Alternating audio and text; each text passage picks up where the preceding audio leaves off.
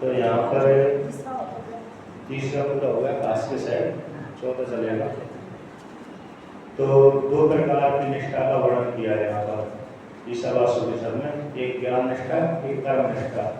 गीता में एक वाक्य आया था, लोकस्मिन् द्विविधा निष्ठा पुरा प्रोक्ता मया ज्ञान योगेन सांख्यानां कर्म योगेन योगिनां। तो वहाँ पर जो दो निष्ठा का वर्णन किया गया वो यहीं किससे ली गई। एक ज्ञान निष्ठा, तो पहला मंत्र हो गया ईशावास्यमिदं सर्वम्, इसके द्वारा ज्ञान का वर्णन कर दिया, प्रतिष्ठा पूर्वक आता है। दूसरी कर्मनिष्ठा, पूर्वज्ञ कर्माणि जिजी विशेषतः श्रवण, इस शब्द के द्वारा, इस मंत्र के द्वारा कर्मनिष्ठा का वर्णन कर दिया। अब कर्म में भी दो भेद हो गए, एक सकाम और एक निष्काम।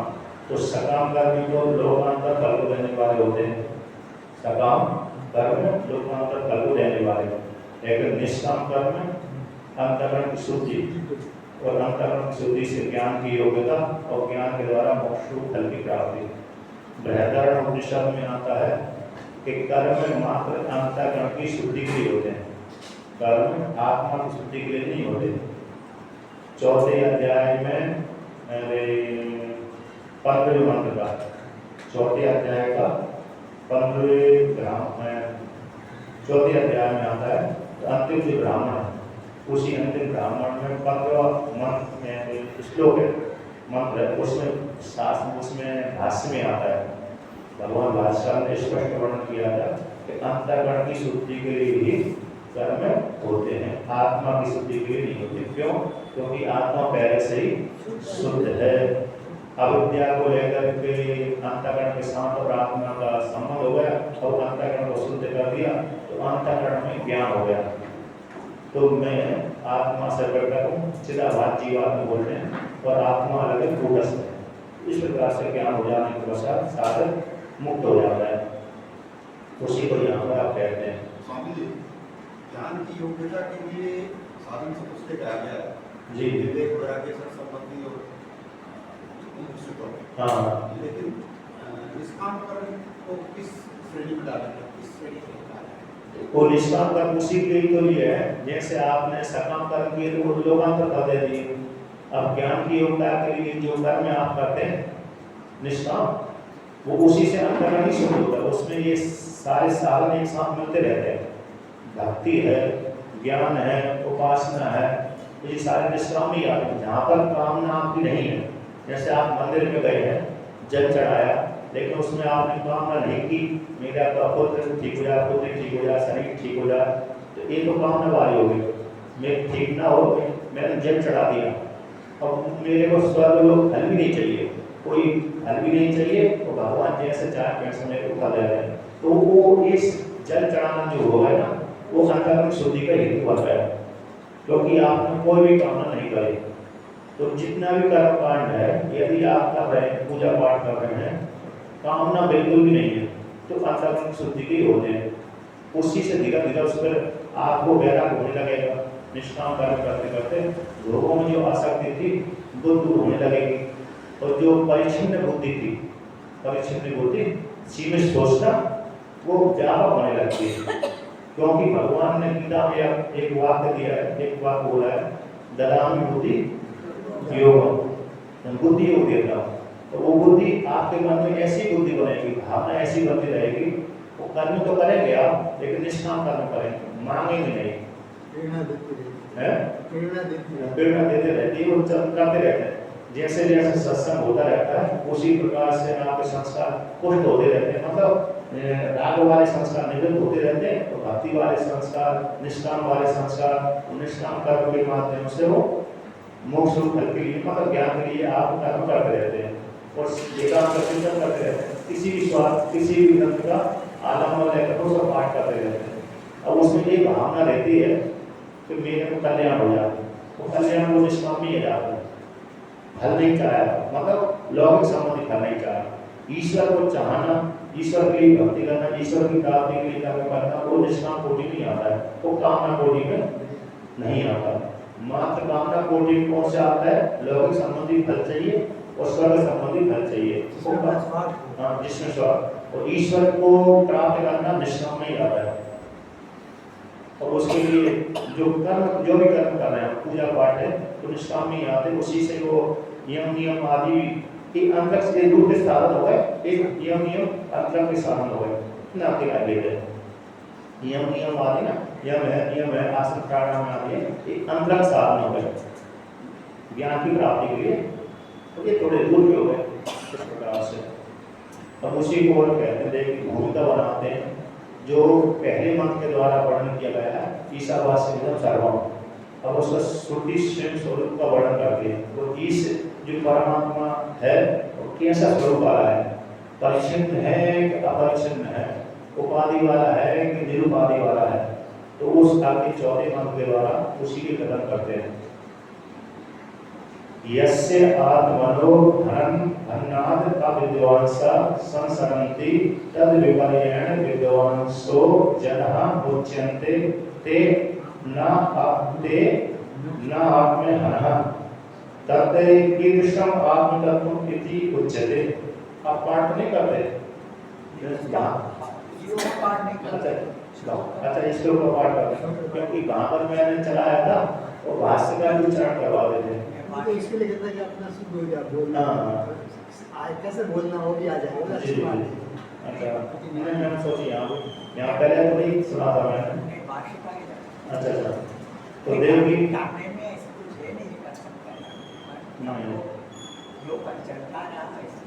जी तो कहते हैं यस्य आत्मा, जिस आत्मा का हनन करने से आत्मा हनन कैसे कर दिया कि मैं मरने वाला और मारने वाला परिच्छिन्न बुद्धि से युक्त होगा, मैं अलग हूँ और आप अलग हैं, स्त्री अलग है पुरुष अलग है, यानी और जीव जंतु अलग है, यानी स्त्री शरीर के भीतर जो आत्मा अलग है, मेरे शरीर के भीतर आत्मा अलग है, वो जीवों के शरीर के भीतर आत्मा अलग। इस प्रकार अलग अलग आत्मा आने तभी, नहीं तो स्त्री अलग है पुरुष अलग है, ये तो व्यवहारिक रूप से मानना ही पड़ेगा, ये नहीं मानेगा तो काम चलेगा नहीं। लेकिन इनके भीतर की जो आत्मा है, स्त्री के भीतर और पुरुष के भीतर और जानवर के भीतर जो आत्मा है उसमें भेद नहीं है, तो इसमें भेद करता तो आत्मा का हल कर देता है। तो जिस साधक ने, जिस व्यक्ति ने, अज्ञानी ने आत्मा का हन कर दिया, तो ऐसा हन करने वाले भेद बुद्धि वाला, अहंकार हो गया भेद बुद्धि वाला, हम सभी शरीरों के भीतर आत्मा चेतन जो आत्मा भिन्न भिन्न है, इस प्रकार से जानने वाला संसरती आत्मा एक योनि से दूसरी योनि को जाता है, दूसरी योनि से तीसरी योनि को जाता है। अभी मनुष्य हो गया, अगली योनि मालूम नहीं कौन सी योनि प्राप्त होगी, फिर मालूम नहीं कौन सी योनि प्राप्त होगी, क्योंकि 84 लाख योनि है, तो 84 लाख योनि में ज्यादा रहता है। अब कहते हैं ये तो अज्ञानी की वर्णन कर दिया, अब ज्ञानी का वर्णन करते हैं कि तद विपर्यण है, इसके विपरीत अज्ञानी के विपरीत जो विद्वांस हैं, जिन्होंने भेद बुद्धि समाप्त कर दी है, भेद बुद्धि नहीं करते, शरीर में तो भेद बुद्धि करते हैं, लेकिन शरीर के भीतर रहने वाली जो आत्मा है उसमें भेद बुद्धि नहीं करते। तो ऐसे जो विद्वान है, अच्छा शरीर को लेकर के उनकी ज्यादा विशेष नहीं होता, जैसे जो जिसका ज्यादा चिंतन हो जाता है ना, ज्यादा चिंतन हो जाते स्त्री या पुरुष का, तो शरीर में ज्यादा भेद बुद्धि नहीं करता, प्रेम ज्यादा होता है उसके मन में, उसकी बुद्धि में प्रेम बढ़ता रहता है। जैसे आपने किसी आश्रम में गए होगे, किसी आश्रम में देखते होगे, वहाँ पर जो महात्मा आदि होते हैं, तो कोई भी आ गया भोजन करा दिया, भेद नहीं करे ना, तो सभी को आप रूप से खिला देते हैं, है कि नहीं? कहीं आपने अनुभव किए और कई बार आश्रम गए हो, जैसे गुरुद्वारा मान लीजिए, सभी को आप रूप से खिला देते हैं, तो एक ज्यादा चिंतन करने का असर है। किसका असर है? जैसे ज्यादा चिंतन करेगा उसी प्रकार से उसकी बुद्धि ऐसी साफ होती रहेगी, भेद बुद्धि समाप्त हो जाती है। और चेतन आत्मा जो विद्वान है, वेदांत का स्वाभ आत्मा लेता है, ऐसा व्यक्ति तो आत्मा भेद बिल्कुल भी नहीं करता। यदि आत्मा भेद करता है तो सिद्ध हो जाना चाहिए कि उसने अभी पूरा वेदांत पढ़ा नहीं, पढ़ा तो है ऊपर से पढ़ा है, समझा नहीं है। वेदांत तो पढ़ रहा है लेकिन समझ नहीं रहा, पूरा समझ नहीं है। तो ऐसे जो विद्वान हैं जिन्होंने भेद बुद्धि समाप्त कर दी, अर्थात मेरे शरीर के भीतर जो आत्मा है और अन्यों के शरीर के भीतर जो आत्मा है वो भेद भिन्न भिन्न है, ऐसी भी बुद्धि उन्होंने समाप्त कर दी। तो ऐसे सभी शरीरों के भीतर आत्मा एक ही है, और मेरी आत्मा भी ईश्वर से भिन्न नहीं है। अगर मैं अलग हूँ तो ईश्वर अलग है, ऐसा नहीं मानता। मैं अलग हूँ, ईश्वर अलग है, ब्रह्म अलग है, इस प्रकार से भेद बुद्धि उसकी समाप्त हो गई। ऐसे जो विद्वान है, तो ऐसे जो विद्वान जना शब्द का प्रयोग कर दिया, बहुत से बहुत हो गए। अब तो सम्मान के रूप में बहुवचन का प्रयोग कर देते हैं। जैसे आपने कभी सुना होगा, देखा होगा, पढ़ा लिखा हुआ देखा होगा, श्री गुरु चरण कमलेभ्यो नमः, है ना, श्री गुरु चरण कमलेभ्यो नमः। दो गुरु के तो दो है, श्री गुरु चरण कमलाभ्याम नमः बोले चाहिए, कमलाभ्याम नमः दो है, वहाँ तो जो यस कर दिया, द्विवचन का प्रयोग करना चाहिए थी, भ्याम का प्रयोग करना चाहिए, और उसके साथ कर दिया भ्यस, बहुवचन का प्रयोग कर दिया। तब बहुवचन का क्यों प्रयोग कर दिया? यद्यपि दो का है, एक ही गुरु है, लेकिन दो वचन का प्रयोग करना चाहिए, दो पैर है। पशु होते तो चार पैर चलते, बहुवचन का प्रयोग हो जाता, लेकिन और मनुष्य के दो ही पैर होते हैं, तो दो वचन का प्रयोग करना चाहिए। किंतु सम्मान में क्या कर दिया? बहुवचन का। इसलिए जहाँ भी एक व्यक्ति है, लेकिन सम्मान में उसको बहुवचन का प्रयोग कर देते हैं, है कि नहीं? गुरु के लिए, माता के लिए, पिता के लिए, श्रेष्ठ व्यक्तियों के लिए, यदि भगवान के लिए तो एक ही वचन का प्रयोग कर देते हैं। जैसे तो मेरी माता पिता, यहाँ पर मध्यम पुरुष का प्रयोग कर देते हैं, आखिर तो आप ही है, आखिर तो निकालते हैं उसको आप ही, लेकिन अपने समान बना देते हैं। जैसे तुम शब्द का प्रयोग अपने से छोटे के लिए किया जाता है, हम शब्द के लिए बराबर बात के लिए करते हैं, अपने साथ हम जैसे सभी, और श्रेष्ठ के लिए सब तक शब्द का प्रयोग करते भगवान आदि। तो भगवान के लिए भक्ति देखा है मैंने, तुम का प्रयोग कर लिया, तुम ऐसे हो तुम वैसे हो, है क्या नहीं? तुम नहीं, आपसे से नीचे, मतलब बराबर कर लिया। आखिर तो आप ही माता है, आप ही पिता है, आप ही सब। लेकिन मध्यम पुरुष के लिए अपने से छोटे के लिए तुम शब्द का प्रयोग करते हो, किंतु प्राय करके भगवान के विषय में तुम शब्द ही प्रयोग करते हैं। आपके लिए आप सा नहीं प्रयोग करते, सात है उस परमात्मा ऐसे ज्यादा बड़ा करते हैं। तो कहते हैं जो विद्वान है, बहुत से विद्वान हो सकते, एक भी हो सकते, दोनों प्रकार से। ऐसे जो विद्वान है, एक इन्होंने का भेद बुद्धि करना समाप्त कर दिया। तो ऐसे विद्वान क्या होते हैं? मुच्यते, जीवात्मा परमात्मा के साथ एक कर दिया, एक करके वो संसार सागर से कैसे हो जाते हैं? मुक्त हो जाते हैं। ते न आत्मा, कहते बोल तो आत्मा नहीं कहते, आत्मा को तो उन्हीं को कहते हैं जिन्होंने भेद बुद्धि अभी की है, बनी हुई है, नष्ट नहीं हुई। तो कहते हैं जो आत्मा नहीं है, ऐसे जो आत्मा हो गए विद्वान ही ब्रह्म है। विद्वान में कैसे? ब्रह्म पहले भी ब्रह्म था, अभी ब्रह्म है, और ज्ञान होने के बाद भी ब्रह्म ही रहता है। यानी उपाधि होने से पहले भी ब्रह्म ही था, ब्रह्म वही दमक राशि था। जब अविद्या उपाधि को लेकर सही निर्माण हुआ उसका, तो पहले निर्माण होने से पहले ही वो ब्रह्म वही दमक राशि इस शब्द के द्वारा ब्रह्म ही था। बीच में उपाधि अविद्या उपाधि आ गई, तो जीव संज्ञा हो गई, उसकी देवदत्त संज्ञा या वेददत्त संज्ञा हो गई। अब आचार्य शरण में गया, विद्या अर्जन करी, तो विद्या अर्जन के द्वारा भेद बुद्धि उसकी समाप्त हो गई। तो ज्ञान होने के बाद यह ब्रह्म ही शेष रहता है। एक पूर्ण मतलब अर्थ है पूर्णमेव अवशिष्यते, पूर्णम अदम, परमात्मा पूर्ण है, पूर्णम इदम। अविद्या को लेकर इदम शब्द होगा, इदम मतलब परिच्छिन्न हो गई, जीव संज्ञा हो गई। तो जीव संज्ञा जब हो गई तो उसके जो है भी जीव संज्ञा होते हुए पूर्ण ही है, अपने स्वरूप से पूर्ण है। पूर्णातम पूर्णमुदच्यते। तो पूर्ण रूप कारण, पूर्णात कारण से, पूर्ण रूप कारण से जो पूर्ण रूप कार्य उत्पन्न हुआ, पूर्ण रूप कार्य हिरण्यगर्भ जीवात्मा पिंडमय शरीर उत्पन्न हुआ। अब आचार्य शरण में जाकर के ग्यारह सिद्ध हो गए, आचार्य शरण में गया, तो आचार्य शरण में गया, उसने अपने आप बना लिया मैं तो पूर्ण हूँ। तो पूर्णस्य पूर्णम आधार है। तो पूर्ण रूप परमात्मा जो पूर्ण से जीवात्मा संज्ञा हो गई थी, उसके पूर्णत्व को ले लिया, उपाधि को हटा दिया, जीवात्मा उपाधि को हटा दिया। पूर्ण में अवशिष्यते, पूर्ण ही शेष है, निषेध शेषो जयता अशेष। एक अन्य रोज का वाक्य है, निषेध करते करते जो शेष है वही आप परमात्मा विष्णु रूप परमात्मा हो, व्यापक विष्णु रूप परमात्मा हो, निधि बात के द्वारा। तो ऐसे जो परमात्मा है, जो पूर्ण है, शेष जो गुण रहता है वो किस प्रकार का है, तो उसको लेकर कहते हैं कीदृशम आत्मतत्वम, किस प्रकार का आत्मतत्व है। तो इसके विषय में श्रुति स्वयं कहती है, कथन करती है। तो पाठ करते हैं। अनेज देकम मनसो जपियो नैन देवा आत्मवन पूर्वमर्षत तद्धावतो ज्ञानते तिष्ठते तस्मिन्नको मातिरिश्वा ददाति।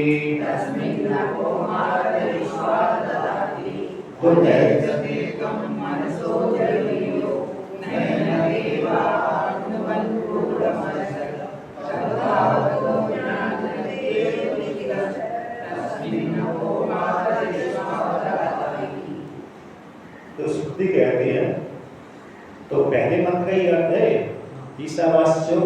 ईशावास्यमिदं सर्वम की श्रुति का ही अर्थ है, क्योंकि अभी तक तो उसका वर्णन कर दिया था कर्मकांड का नहीं था, दूसरे और तीसरे में, है ना। दूसरा मंत्र कर्मकांड को तो उसी का निंदा कर दी, तो जो भेद बुद्धि का अर्थ इस श्लोक में जाएगा।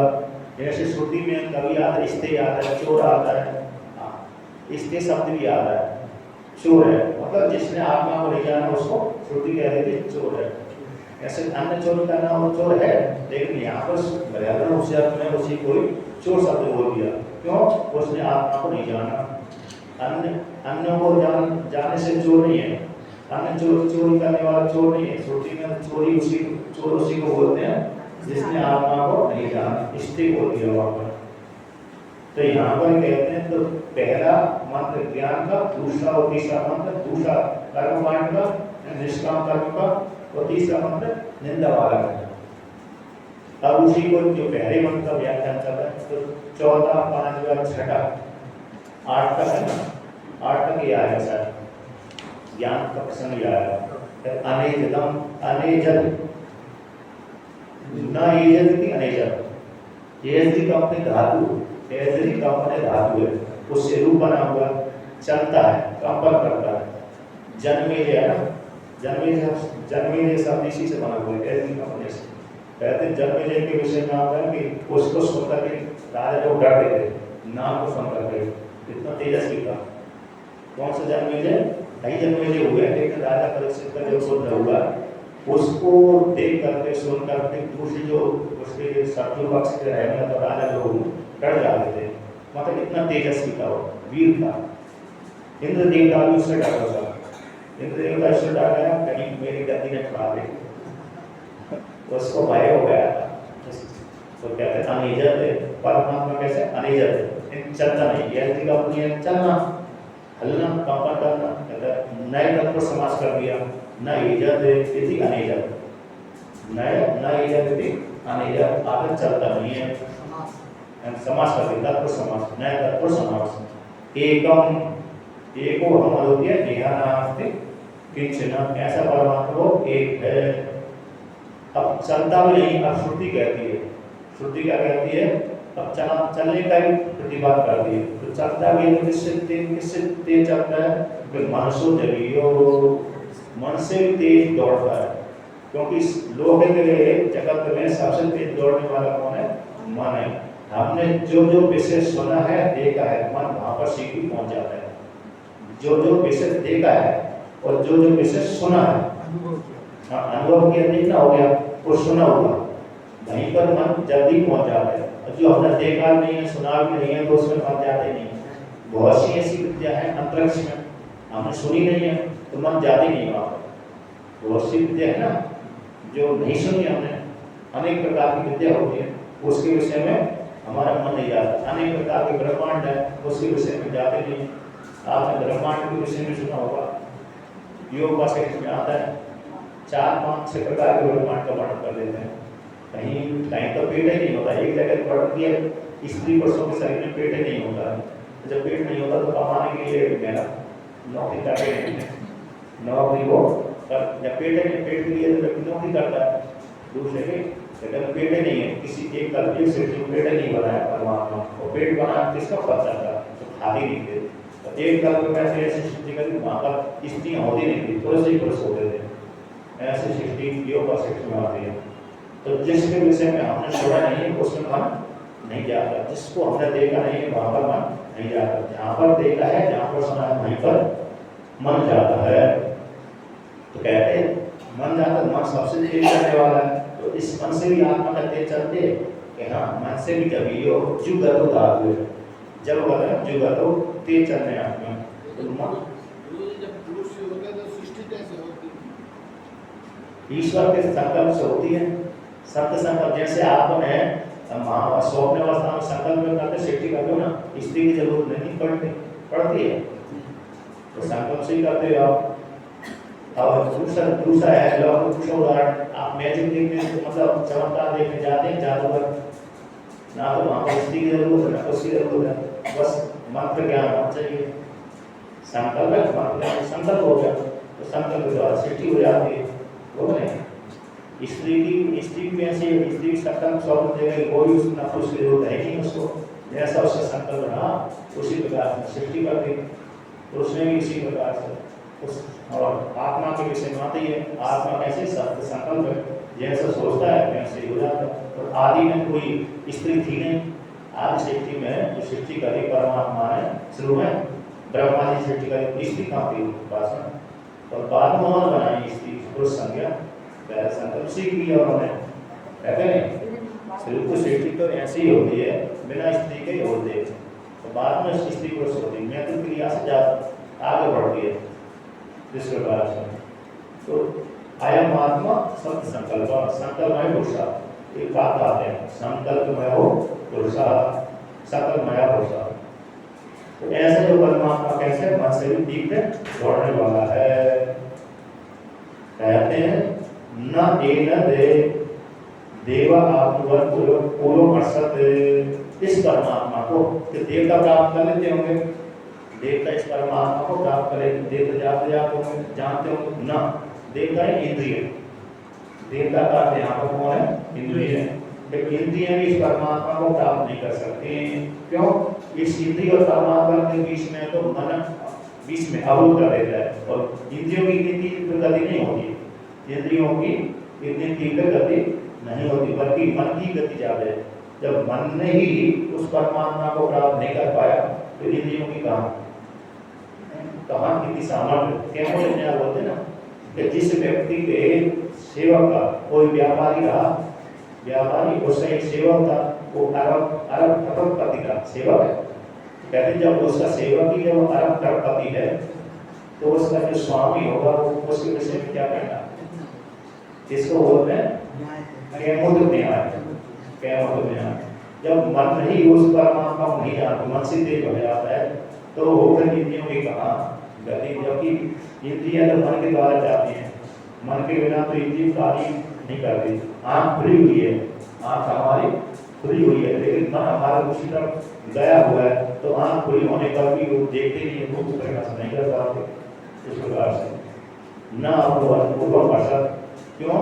क्योंकि जहाँ भी मन मन जहाँ भी परमात्मा को देखने के लिए जाता है, इससे पहले परमात्मा ऐसी भाव विद्वान रहता है सत्ता रूप से। सत्ता रूप से क्यों रहते? यदि मन के लिए चलने के लिए अवकाश चाहिए, आकाश से यदि हमको अवकाश न दे, आकाश हमको अवकाश न दे तो हम चल नहीं सकते। हमको पृथ्वी में अवकाश नहीं मिलता तो पृथ्वी के नीचे हम नहीं जा सकते, जा सकते हैं नहीं जा सकते, अवकाश नहीं दे रहे। आकाश हमको अवकाश देता है तभी हम आगे जाते हैं। उसी प्रकार से आकाश से मन को अवकाश देता है, आकाश क्या देता है? मन को अवकाश देता है, आने जाने के लिए जगह देता है, तभी मन जाता है। यदि आकाश अवकाश ना दे तो आगा नहीं जा सकता, मन भी नहीं आ जा सकता। तो आत्मा तो पहले से ही सत्ता रूप से विद्यमान है, तो इसलिए आत्मा उससे तेज है। पर आत्मा मन के द्वारा मात्र लक्षित होती है। आत्मा कैसी होती है? मन के द्वारा लक्षित होती है, तो पहले से विद्यमान है। अच्छा, दूसरी श्रुति, एक श्रुति कहती है आत्मा मन के द्वारा जानी जाती है, नहीं जानी जाती है। श्वेता उपनिषद का वाक्य है, यह तो बात जो निवर्तन्ते आप प्राप्त मनसा सदा। यहाँ पर मन और बुद्धि ने सोचा, मन उपलक्षित अंतःकरण और बाप उपलक्षित ज्ञान इंद्रिय कर्म इंद्रिय, इन्होंने सोचा परमात्मा को जान लें। जानने के ब्रह्म लोक तक गई, लेकिन जा ही नहीं पाई। क्यों नहीं जान पाई? मन में कहते परांची खाने बैठे स्वयं को परमात्मा ने ये भयमुखी रूप बना दिया। ऐसे कोई ऐसा होगा एक साधक जिसने आत्मा को इंद्रिय को लगाया, लेकिन इंद्रिय परांची खाने बाहर को दृश्य करने वाले पिछली इंद्रियों के द्वारा तो परमात्मा जाना ही नहीं चाहता, मन के द्वारा लक्षित होता है। मन के द्वारा मन लक्षित होता है, मन के द्वारा मन से एक अनुदृष्ट मनसा एक अनुदृष्ट मन के द्वारा ही जानने योग्य है, वो भी लक्षित होता है। सीधा ऐसा वृत्ति बनाएंगे कि शक्ति वृत्ति से तो नहीं जाना जाता, निष्लक्षण वृत्ति के द्वारा गुण वृत्ति से। गंगायाम घोषा, गंगा के घर शक्ति वृत्ति से तो गंगा के भीतर घर बसा रहे, लेकिन बाढ़ आ गई तो मरी जाएगा व्यक्ति पे, वो सब अभी ले जाएगा। आपने कभी देखा हो नर्मदा जी के भीतर घर है, मंदिर है? नहीं देखा? नर्मदा जी के विष नदी में मंदिर है, 2-3 मंदिर है, देखा होगा। महेश्वर गए माहेश्वरी नगरी, माहेश्वरी नगरी में कई वर्षों से शिव जी का मंदिर विष नर्मदा में बसा हुआ बना हुआ है, टूटता ही नहीं है, इतनी मजबूत बनाया है। विष नर्मदा जी में बाढ़ उसके ऊपर से निकलती रहती है। एक ग्वाली घाट में वहाँ पर भी नर्मदा जी विष बनाया, लेकिन वहाँ पर वो भगवान है कि नहीं तो सामान्य व्यक्ति रहेगा तो मर ही जाएगा, रह जाएगा। तो गंगा के भीतर घर है, ऐसा कह देने से गंगा को उस शब्द से क्या लगाया व्यक्ति गंगा के किनारे दक्षिणवर्ती के द्वारा। उसी प्रकार से सत्ता जो प्रदान करता है वह ब्रह्म है।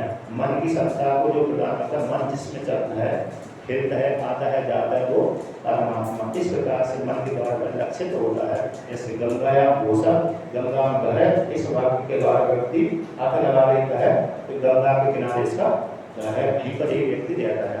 उसी प्रकार से मन को जो सत्ता प्रदान करता है वह आत्मा है, गण्य विशेष है। इस प्रकार से जानते हैं।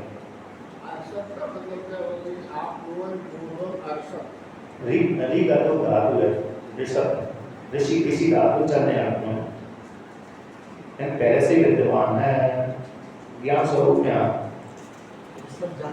जानता है पहले से, यानी उस रूप से सत्ता उसे विद्यमान है, परमात्मा विद्यमान है, पहले से गया हुआ। विद्यमान शब्द कर दिया है नहीं, सबसे पहले वो गया हुआ, पूर्व पहले से विद्यमान है, वहाँ पर अपने आप को जानता है परमात्मा ब्रह्मलोक, क्योंकि ये ब्रह्मलोक है ना, व्यापक परमात्मा है, तो पहले से ही अपने आप को वहाँ पर किसी रूप से जानता है। ये भी उपाधि को लेकर है, उपाधि को लेकर है, उपाधि से रहते कुछ नहीं। कहते हैं तद धावतो अन्य अतिथि दृष्टत, जितने भी दौड़ लगाने वाले हैं, जितने भी 5 ज्ञानेंद्रिय 5 कर्मेंद्रिय अंतकरण ये दौड़ लगाते हैं, इनकी अभिमानी देवता हो गए। 5 ज्ञानेंद्रिय के अभिमानी देवता, 5 कर्मेंद्रिय के अभिमानी देवता और अंतकरण के अभिमानी देवता। तो ये दौड़ लगाते हैं, इनकी दौड़ लगाते हैं, इनसे पहले भी अधिकरण करके पहुंच जाता है। जैसे आकाश में कोई दौड़ लगा, जैसे जैसे आकाश में दौड़ लगा वैसे वैसे आकाश दूर होता जाता है, चल रहा है नहीं, जहाँ भी जाएगा उसको आकाश ही आकाश दिखेगा, खाली जगह मतलब खाली दिखेगी। उस प्रकार से उसी प्रकार से परमात्मा आकाश का भी अधिष्ठान है, तो जो भी दौड़ लगाएगा आत्मा पहले से वहाँ पर विद्यमान रही होगी। जैसे कभी कभी ऐसे आपने एक कहानी सुनी होगी, खरगोश और कच्छप में। अब कच्छप ने चालाकी कर ली थी, कच्छप ने तो चाहे तो खरगोश आलसी बनकर सो गया, तो पहले से ही कच्छप पहुंच गया है कि नहीं।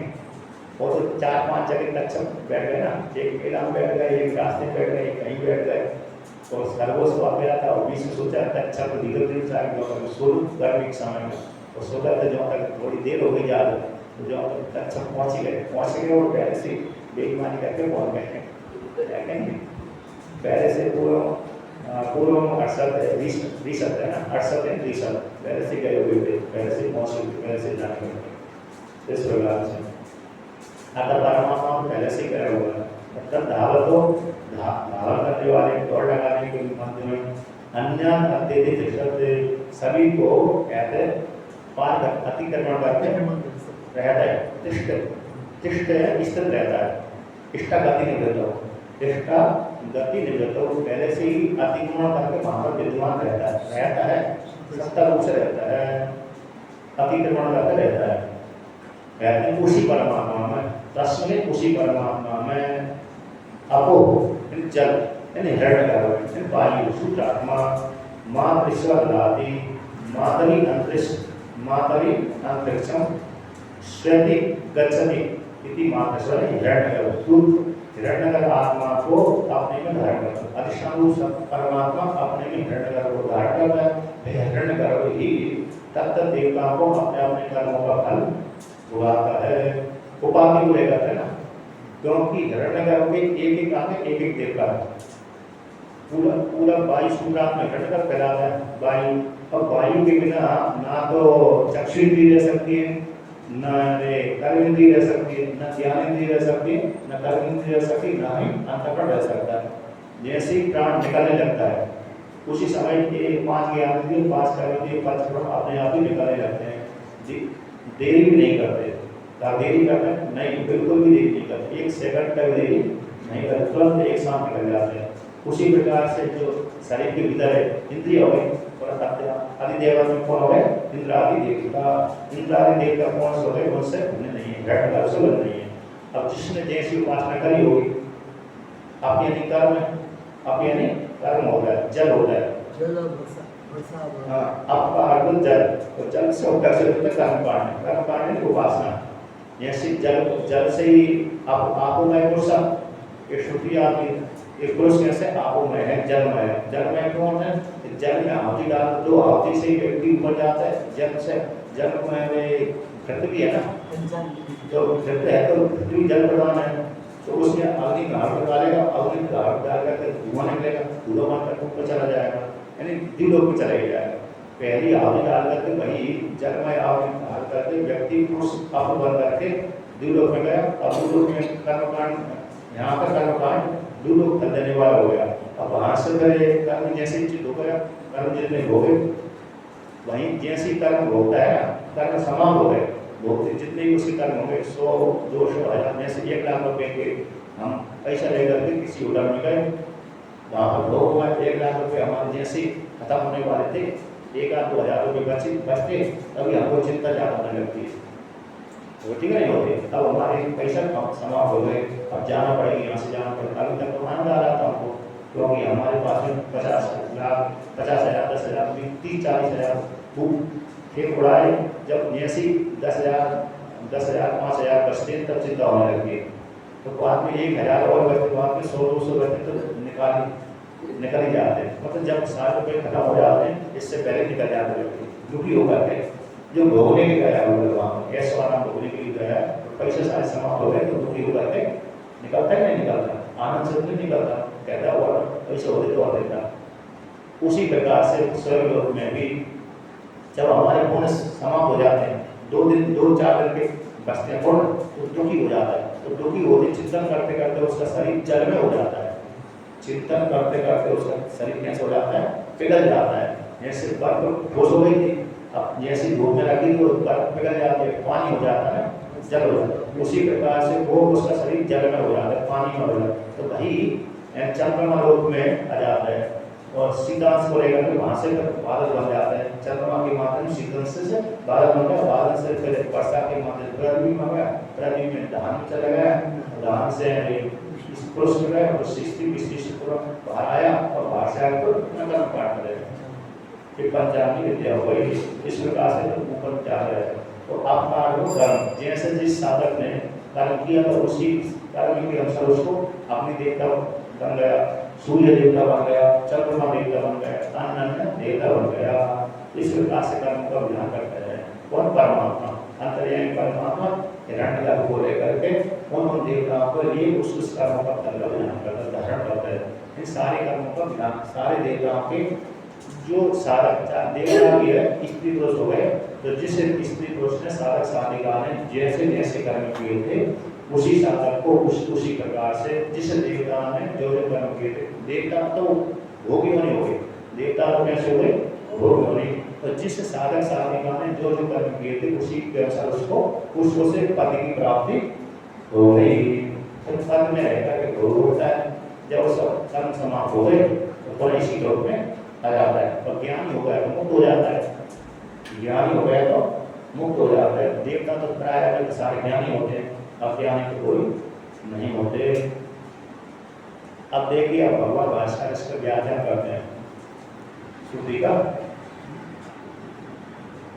अनेजत न एजत एजरी कंपने कंपनम चलनम सो अवस्था प्रचित वर्जितम सर्वदा एक रूपम इत्यर्था।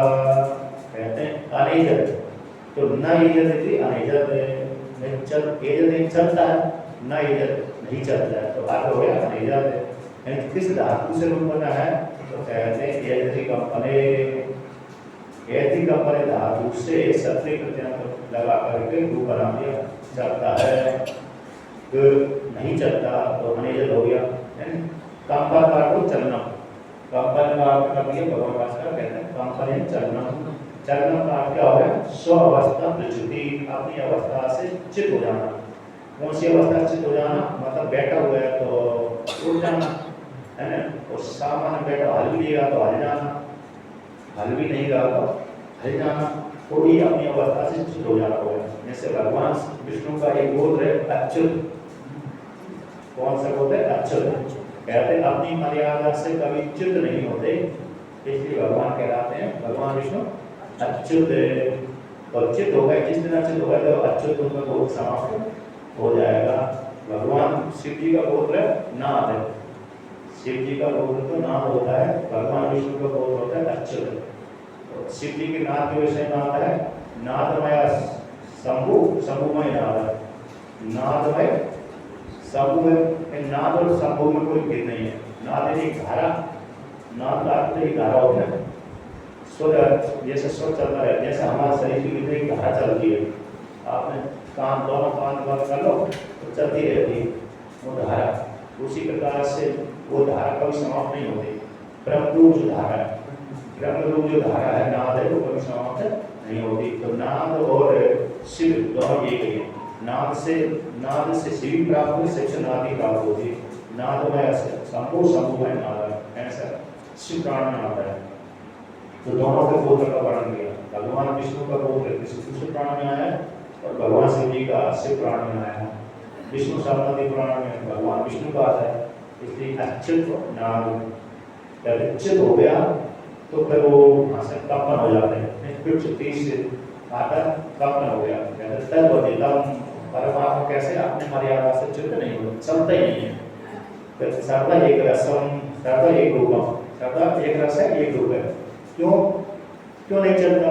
यदि परिच्छिन्न परमात्मा होता तो चलता, परिच्छिन्न यदि परमात्मा होता तो चलता, किंतु परिच्छिन्न है नहीं है, इसलिए चले तो कहाँ चले, गति नहीं है। अपरिच्छिन्न व्यक्ति कहीं नहीं जाता, परिच्छिन्न वाला व्यक्ति जाता है। जैसे घटपट कैसे परिच्छिन्न, इसलिए एक देश से दूसरे देश को चले जाते हैं।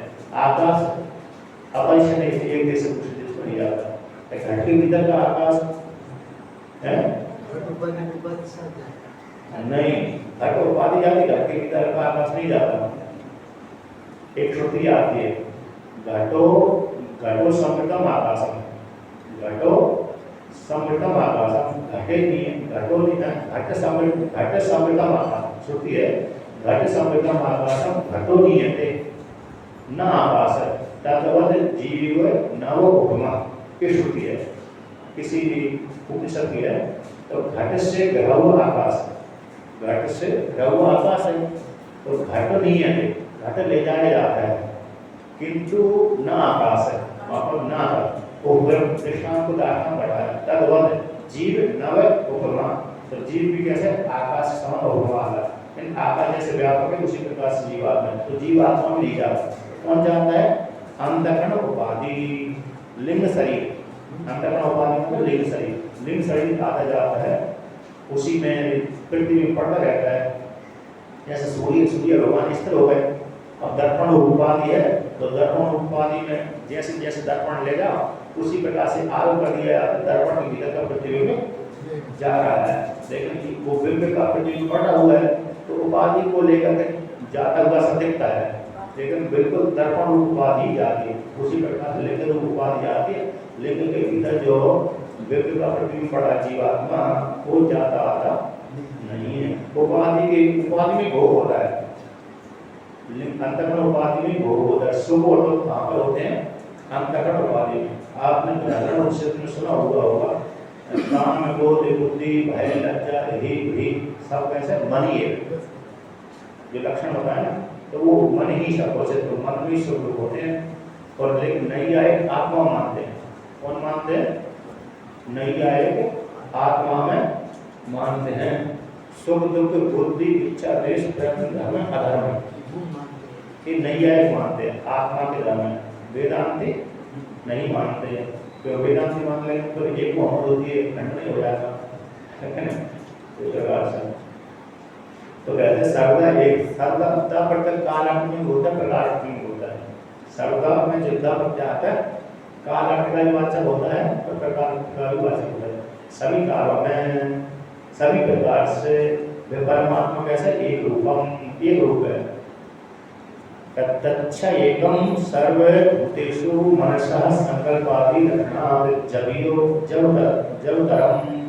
जब बदतरम कहते हैं। तच्च एक जो परमात्मा है, तो ऐसा परमात्मा सर्वभूतेषु संपूर्ण भूतों में बुद्धि रूप भाव में विराजमान है। संपूर्ण भूतों में भी परमात्मा बुद्धि रूप भाव में एक रूप से विराजमान है। तो वो संपूर्ण भूतों में अंतःकरण की उपाधि है। कैसी है? अंतःकरण उपाधि। तो जितने भूत उनमें जो मन है, मन कैसे संकल्प आदि लक्षण वाला है। संकल्प विकल्पात्मकम मनः, ये उसका लक्षण। निश्चयात्मक बुद्धि, संकल्प विकल्पात्मक मनः। ऐसा जो संकल्प विकल्प स्वरूपात्मक मन है, वह मन कैसे? जबियो शीघ्र चलने वाला है। जबियो कैसे? शीघ्र चलने वाला है। तो मन से भी इन संकल्प विकल्पात्मक मन से भी परमात्मा जबी है। कहते भी मन ही जबी है, मन भी कैसे शीघ्र चलने वाला, किंतु इस संकल्प विकल्पात्मक मन से भी परमात्मा तेज चलने वाला है। तो जबियो का अर्थ कर दिया ये प्रत्यय है, दो में से एक को बोल देना है। इष्टम प्रत्यय ईयसन प्रत्यय में जो आते तद्धित प्रत्यय है, तो उसमें जो तरफ प्रत्यय में और तमक प्रत्यय, तो तरफ प्रत्यय आते हैं दो में से एक को निर्धारण करने के लिए। तो तरफ प्रत्यय का उपयोग करिए, एक व्यक्ति से एक उक्ति है ना। तो अयम कटा, तो इसमें कौन सा कट है? मतलब अयम देवदत्त है, अयम एकदत्त है। इसमें कौन सा ये देवदत्त है, कौन सा एकदत्त है? इसमें दो व्यक्ति में से एक को निर्धारण करने के लिए कहते हैं अयम देवदत्त है ना। तो बहुतों में से एक को निर्धारण करने के लिए तम प्रत्यय करते हैं। अयम येषाम देवदत्त, अयम येषाम मध्य देवदत्त, इन सभी के मध्य में ये देवदत्त है। इस प्रकार से तो यहाँ पर मन सबसे तेज चलता है और आत्मा भी तेज चलती है। इन दोनों में से कौन तेज चलता है? मन से भी तेज परमात्मा चलता है। तो जब बदतरम दौड़ने वालों के मध्य में ही परमात्मा कैसे सबसे श्रेष्ठ आगे दौड़कर चले जाते हैं। वो भी उपाधि को लेकर के वो ऐसे विद्यमान है। कथम उत्तम उच्चते, यहाँ पर है पूर्व पक्षी कहते हैं कि मन एक तो श्रुति ने पहले वर्णन कर दिया अनेजद, क्या वर्णन कर दिया? अनेजद चलता नहीं है। श्रुति ने कहती जबियो, क्या कर दिया? मनसो जबियो, मन से भी तेज दौड़ रहा है। या तो ये वो लोग चलता नहीं है या वो लोग चलता है, दोनों प्रकार से कैसे श्रुति विपरीत बोल रही है। कहते नहीं, एक श्रुति आपने सुना है अणोरणीय सूक्ष्म मान से मान, या तो सूक्ष्म बोलो तो मान से मान बोलो। विपरीत कैसे बोला? विपरीत नहीं हो सकता ना। तो यहाँ पर विरुद्ध वाणी कैसे बोल रहे हो? तो महाराज जी हमारे बोलते हैं, महाराज जी बोलते हैं जब तक व्यक्ति विपरीत वेदांत में ब्रह्म को विपरीत रूप से नहीं जानेगा तब तक ब्रह्म को जान ही नहीं सकता। वेदांत पढ़ने वाला व्यक्ति जब तक विपरीत रूप से नहीं जानेगा तब तक आत्मा को नहीं समझ सकता, क्योंकि वो उसको लेकर ऐसा कैसे हो सकता है। यानी एक श्रुति कहती है महान है, एक कहते सूक्ष्म है, एक कहते बहुत बड़ी है आत्मा, एक कहते सबसे छोटी है, विरोधाभास हो रहा है। तो कैसे? तो कहते जब तक वेदांत को विपरीत रूप से नहीं समझता तब तक वो वेदांत को अच्छी प्रकार से नहीं समझता, इसलिए वेदांत में ब्रह्म को जानना तो विपरीत रूप से जानना चाहिए, सीखना चाहिए। दोनों को जानने का दोनों, हाँ। प्रकृति और पुरुष को भी इस प्रकार से हम प्रकृति को उसको है शास्त्र के अनुसार भी, वेदांत के अनुसार भी, और विपरीत रूप से लक्षण हटाना चाहिए कि इस प्रकार से ऐसा, इस प्रकार से ऐसा है। यहाँ पर पूर्ण पक्षी प्रश्न करता है कदम रुद्रम उचिते, या तो आपको नहीं चलता ऐसा बोलना चाहिए, या तो चलता है ऐसा बोलना चाहिए। ध्रुवम निश्चलम इदम मनुष्य देवी क्या कहते हैं, ध्रुव है निश्चल है, ध्रुव में सत्य है, निश्चल है। एक बार बोल दिया, फिर दूसरा बार बोल दिया, मनुष्य देवी मन से भी तीव्र दौड़ता है। तो ऐसे विरोधाभासी बात, इन दो विपरीत, दो बातों को कैसे होगा, विपरीत धर्म वाली। एक धर्म वाली बोलते तो ठीक है, लेकिन विपरीत धर्म वाली आप वाणी को कैसे प्रयोग कर रहे हैं, तो ऐसी प्राप्ति हो जाने पर, ऐसी प्राप्ति हो जाने पर, ठीक है। तो श्री कृष्ण क्रांति कल है।